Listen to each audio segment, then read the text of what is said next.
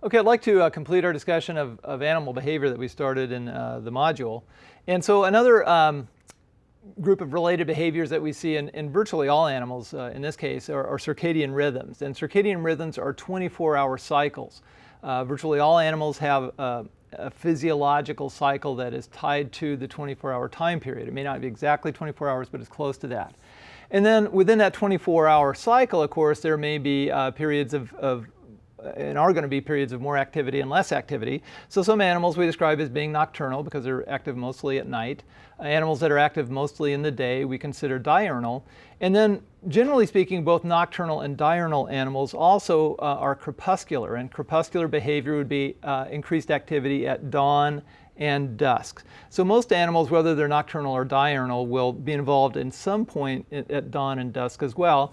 And if you really want to see a lot of wildlife in any ecosystem, but especially the Yellowstone ecosystem, your best bet is you get up early, real early before light, get out and see what you can, rest in the middle of the day, the heat of the day, because that's what most of the big animals are doing anyway. And then you go out in the evenings, and in the summer, sometimes you can be out till 9:30, almost 10 o'clock at night looking at animals as well. So that's when they're most active, and that's where you'll see the most wildlife.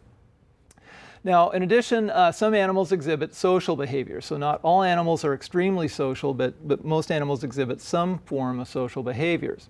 And when we look at social behaviors, there are different types of social behaviors. One would be cooperative behaviors. Cooperative behaviors are those that benefit both parties. And that's really the foundation of social behavior or of societies, are cooperative behaviors. Now, most of the time when we talk cooperative behaviors, we're talking intraspecific behaviors. So those would be within species. So it might be grooming behaviors. You might see elk, for example, adjacent to one another, grooming one another along the back. And so that's a mutually beneficial behavior. But sometimes you see cooperative behaviors between species, and we've talked about that. So certain mutualistic kinds of relationships are not true social behaviors, but you can see these interspecific, rather, between species cooperative behaviors sometime. So that doesn't build a true society, but again, they are cooperative nonetheless. Altruistic behaviors are those that benefit others at an expense to yourself. And there's some behaviors that feel there really are no altruistic behaviors, that there's always some benefit. An example might be, certainly a lot of parents will fight for their young. And so even if they were to die in that situation, as long as the young are old enough to survive without them, then there's some evolutionary benefit then. At least the genes go on. Within wolf packs, there's typically a breeding pair, an alpha male and an alpha female. And then the other members of the pack will be subordinates. And a lot of times what allows a wolf to rise to the alpha position, they will a lot of times exploit help from siblings. So a sibling may assist a brother or sister to get to that alpha position, even though they themselves cannot get to that alpha position. And so that's considered an altruistic behavior because they're putting themselves at risk to help the sibling. But others, again, would argue that that's not true altruism because there's benefit there. In other words, if I can't do the breeding, my brother can. I share half of my genes with the brother. So if he successfully breeds, some of my genes get passed on as well. So from an evolutionary perspective, there's a benefit there. Last but not least, selfish behaviors. Selfish behaviors benefit one individual at a cost that do harm to others in the group. And so a selfish behavior is really not a social behavior, although they exist in societies. A selfish behavior is actually an antisocial behavior and is the antithesis of a social behavior. But we include that in the discussion of societies here. And then last but not least, and there's certainly we could add to this list, but another behavior which is pretty common is migratory behavior. So a lot of animals in the Yellowstone ecosystem, they just can't survive that ecosystem.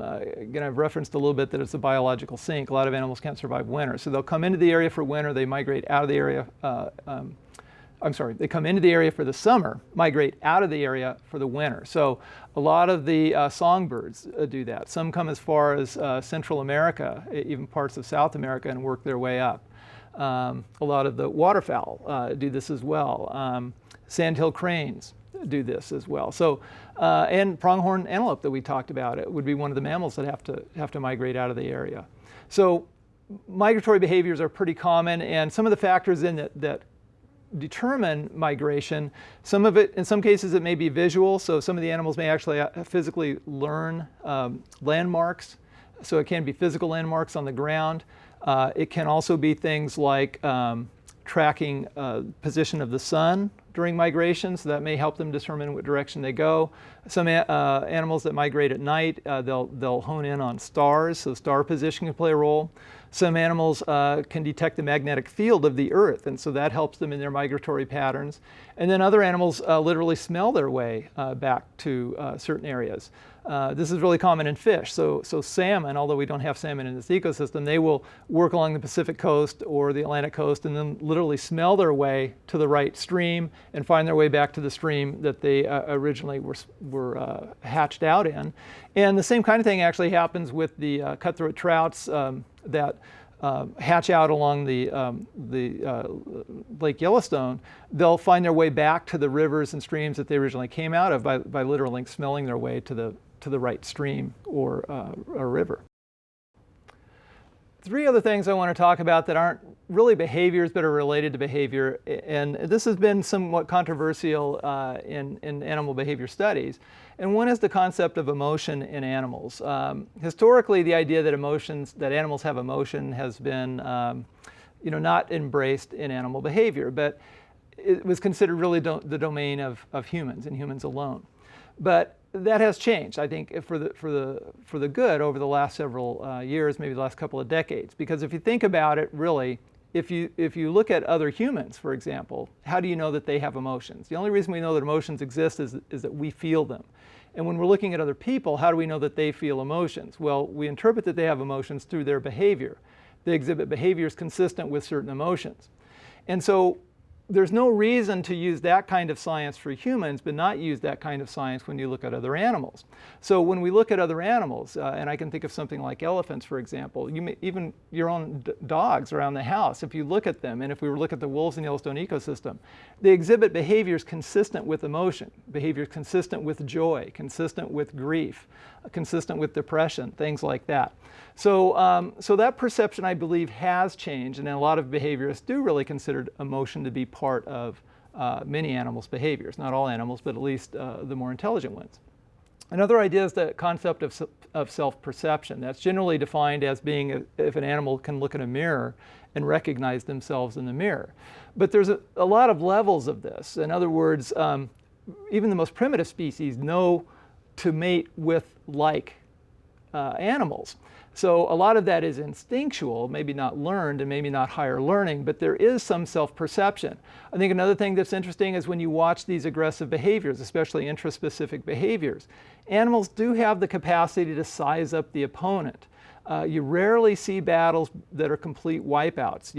Again, the smaller, younger bull, bison, for example, they know that they're smaller and younger than some of these big guys. And so you don't really see major battles until later in the mating seasons, and then it's usually a nice matchup. They know that they're evenly matched. So there is this self-perception, I think, that is part of a lot of animals' behavior. And then also the last area would be the concept of culture. Now, culture is a group of related behaviors that are consistent with members of a particular group.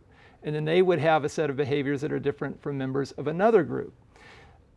And again, if you go back, a couple of decades, that was considered the domain of humans and perhaps a few primates here and there. But this is also an idea which is beginning to expand out, and we now no longer consider culture to be only the domain of humans. And so when you look at animals that are isolated in particular areas, they will have behaviors that are unique to that particular area. So culture would be one more domain that we've kind of crossed off the list as not just being something that humans have, but that a lot of animals have.